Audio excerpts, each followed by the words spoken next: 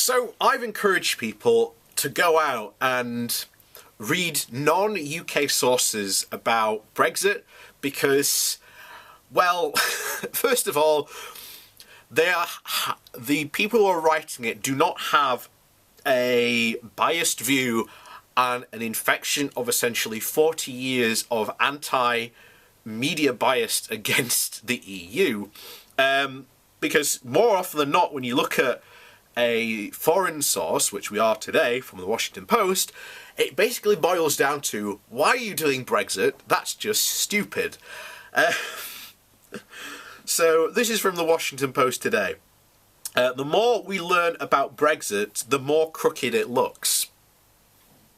And this is from the Washington Post. This is from America. So elements of the 2016 British referendum campaign have long seemed familiar to Americans. There was a close, controversial election full of rancour and anger.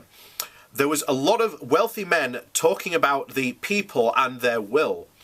There was targeting advertising campaigns, slogan data and fake social media accounts. But now, with only a few days left until Britain is due to face the consequences of that vote, the Brexit story suddenly looks even more familiar.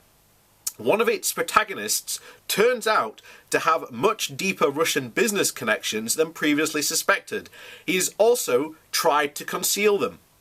The protagonist in question is Aaron Banks, the most important funder both of the pro-Brexit UK Independence Party, UKIP, and Leave.eu, one of the several organisations that campaigned to get Britain out of the European Union by the relatively low spending standards of British politics. Banks was a huge donor, giving 11 million of his own money to the Brexit cause and raising an additional 5 million on top. Here's the peculiarity, the British part of the story. Thanks to Banks' extensive use of tax havens and shell companies, it has never been entirely clear where all the money came from, or whether this was all whether it was all really his. Some of it, he says, comes from an insurance company he owns.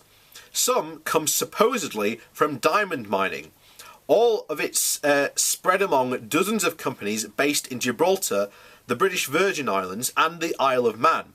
According to documents revealed in the Panama Papers, among other things, as well as Britain, although he has testified that none of the money in the funding the campaign came from foreign sources, which would be illegal, the British Electoral Commission found his stories suspicious enough to ask the National Crime Agency to investigate. Banks, although, seems to have been very friendly with some foreigners who also believe that Brexit was in their national interest. Last summer, the Guardian reported that the Russian ambassador to Britain had offered him a tantalising, particularly lucrative investment in Russian gold mines.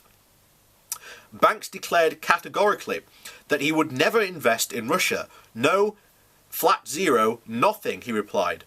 When asked directly by Channel 4 News, this week the broadcaster's reports alleged that a financial company substantially owned by Banks did pursue the deal, and even indefinitely a shell company based in Sweden that could be used to pursue it. But because Banks still denies that the deal happened, and because the story is so hard to follow further, we won't know the truth before the deadline, the Brexit deadline of March 29th, when Britain is scheduled to leave the EU. And even if the story won't delay Brexit, it does firmly locate the referendum within a larger context. The truth is that Britain has become a place where untransparent money from unknown sources is widely accepted with a complacent shrug.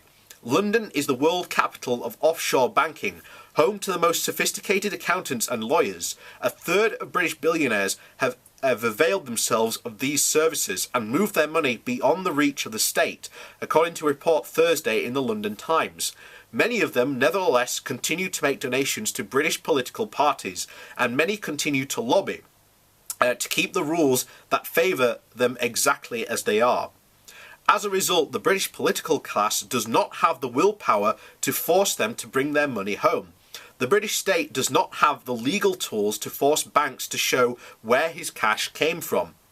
The British media continued to investigate, but if anyone were trying to influence the British referendum campaign from the outside of the country, beyond the social media manipulation, it is now deregular in almost every election. It's possible that we'll never know. And here's the final irony. If Brexit was the creation in part of this new world of offshore money and political influence campaigns, Brexit may well ensure that it continues unrestricted. The EU is probably the only power in Europe, maybe even the only one in the world, with the regulatory strength to change the culture of tax avoidance. And since 2016, it has been slowly enacting rules designed to do just that. Except that Britain, once it leaves the EU, may well be exempt.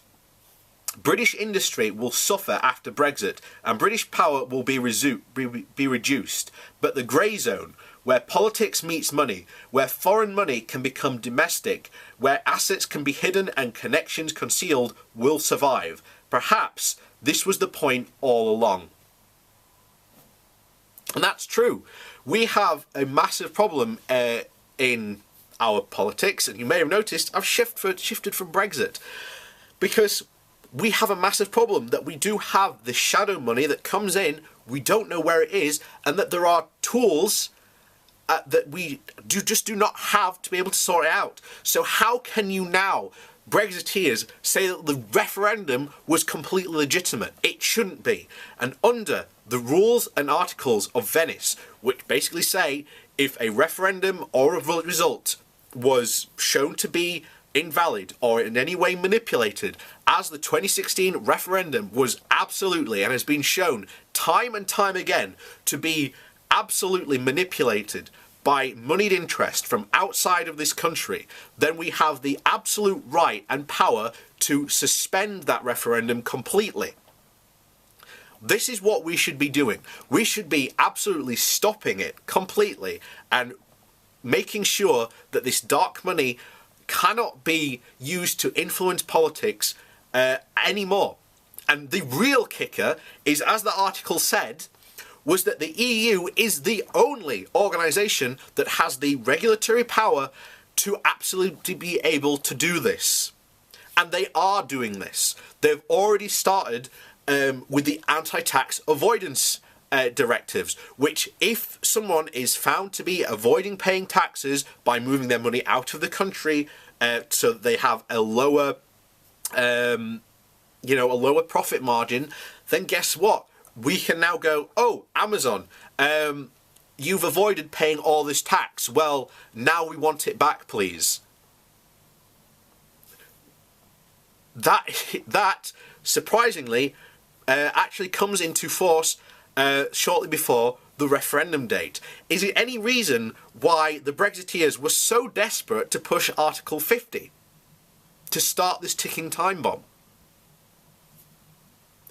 And all of a sudden, this cry that Brexiteers have when it's a battle against the elite, you have just handed Britain over to a shadowy cabal of elitists who will pour money into, again, dark money into forms to make sure that politicians who genuinely want to do real things and actually help this country can never get elected, and parties like the Labour Party currently, who generally want to enact radical change in this country that is desperately needed to help the most poorest in our societies, will never be able to get in power.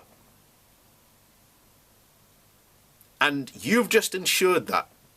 So, good on you, Brexiteers.